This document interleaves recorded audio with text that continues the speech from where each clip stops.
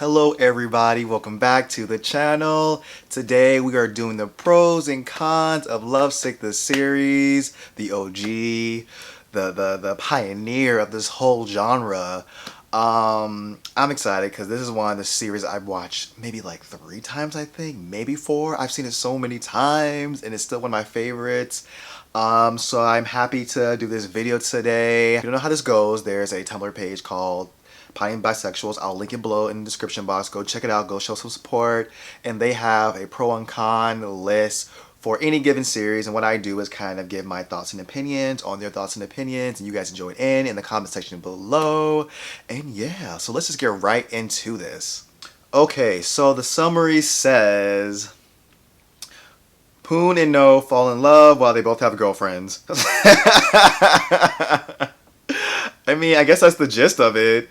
I do think No, he doesn't really have a girlfriend. She just thinks she is, and he had to let her down twice, which was weird. I'm like, girl, didn't y'all go through this before? Now he has to go through it again with you. Y'all not together. Y'all just good friends. I don't know about this.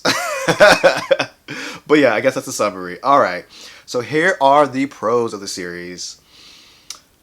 Great acting, which it wasn't terrible acting, but I wouldn't say it was great, in my opinion. A nice intro to BL.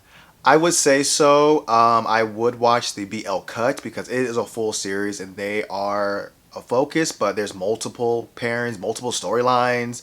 And to get the real deal, you have to look at their cut to really get into it.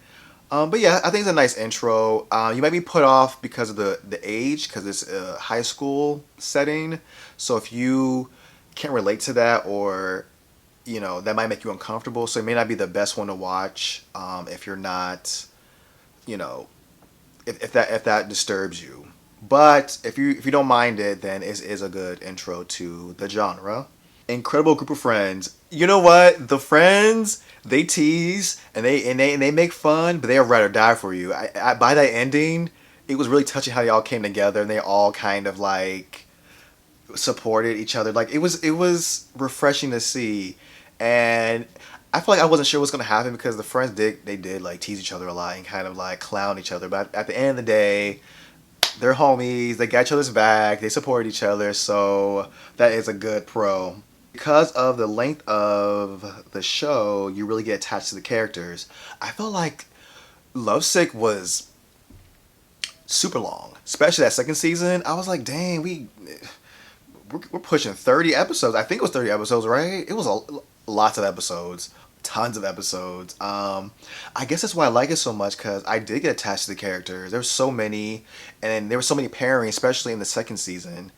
So I would say that's a good pro. Yeah, since it was so long, because sometimes a long series can kind of be jarring. Like, oh my god, can we wrap this up? But sometimes it can be like, I'm having a good old time. I'm glad you guys are, expanding on the storyline. So I think that's a good pro. All the characters are well developed. The situations feel realistic, and you can tell from the show's writers they really care about this project. You know what? Yes and no. Yes and no. Like I said, with that girl Yo was like booed up with, the fact that they had to like break up twice did not make any sense to me. That's not realistic because it happened once, and maybe she was delusional. Maybe he didn't let her down hard enough or something. It just seemed a bit. I don't know, but I will say the characters did develop, especially towards the middle to the end. They kind of changed, got comfortable with themselves. The main couple, they were like cuddling on the bus, on the campsite, and you can see a change in how they are with each other from the beginning to the end, and I thought it was refreshing. So I guess for the most part, I agree with this pro. Okay, time for the cons. The first con is all the kisses in season 2 are cut. Yes.